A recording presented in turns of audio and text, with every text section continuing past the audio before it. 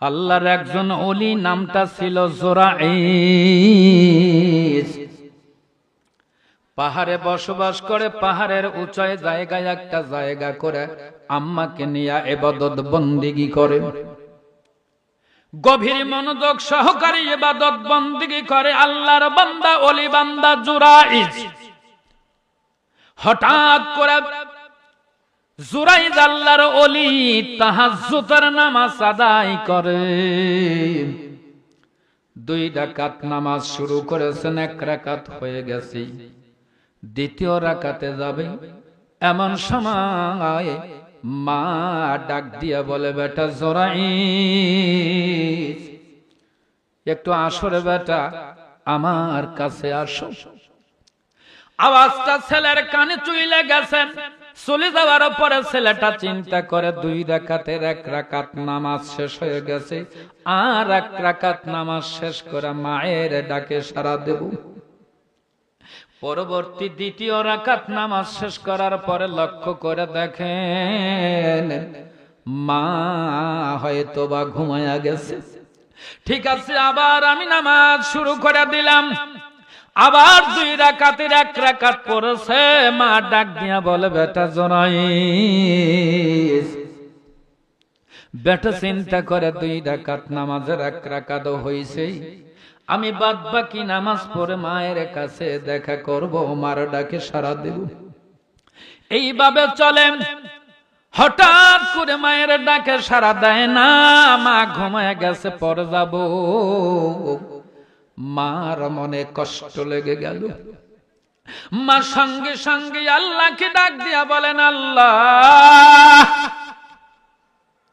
আমার ছেলেটারে ডাক দিলাম, ডাকে সাড়া দিল না। নামাজ এখন যেটা পড়তেছে, নামাজটা তো ফরজ নামাজ না। কথা মাসলা শুনে যান রে ভাই, ফরজ নামাজ আদায় করার সময় দুনিয়ার কোন শক্তি ডাক দিলে ডাকে সাড়া দেওয়া যাবে না।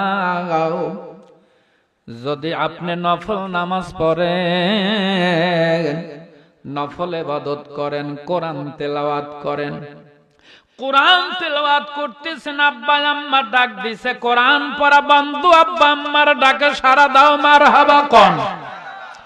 নবী ঘোষণা করেন, কোরআন পড়া শুরু করে দিয়েছো,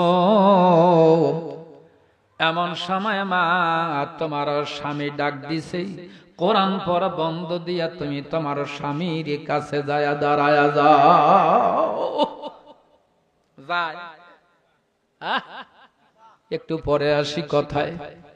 জুরাইজ যখন ডাকে সাড়া দিল না, আল্লাহর কাছে মায়ের তরফ থেকে দরখাস্ত চলে গেল। আল্লাহকে ডাক দিয়ে বলেন, আল্লাহ,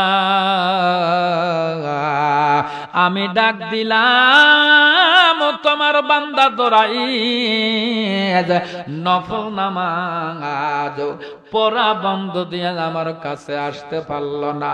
আল্লাহ, আমার সন্তানটাকে একজন খারাপ মহিলার খপ্পরে না পড়া পর্যন্ত তুমি তাকে মউতের ডাক দিও না।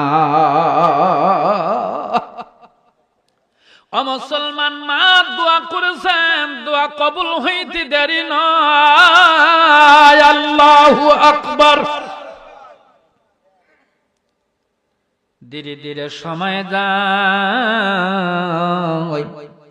হঠাৎ করে গ্রামের মধ্যে একজন খারাপ মহিলা, গ্রামগঞ্জে তাকে বলা হয় বেশ্যা মহিলা। ওই মহিলাটার অবস্থা হয়েছে কি, গর্ভবতী।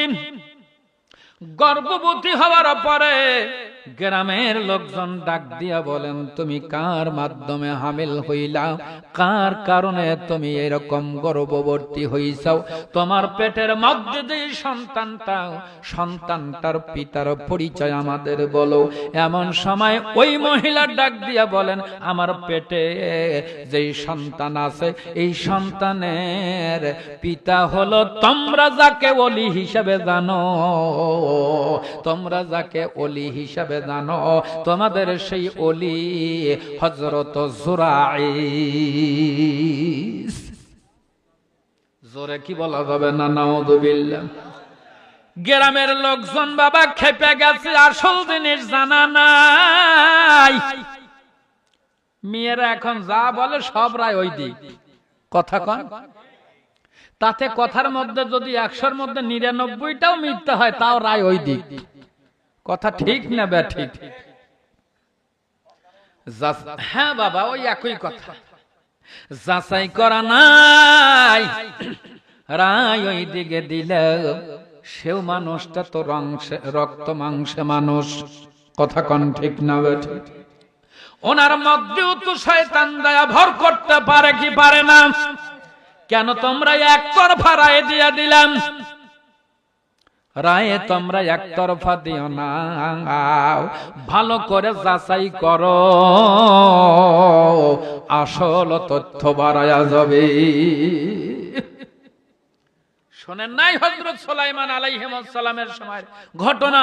হযরত আলী রাদিয়াল্লাহু তাআলা আনহু এক বিচার করেছিলেন ওমরের সময়। ওমর রাদিয়াল্লাহু তাআলা আনহু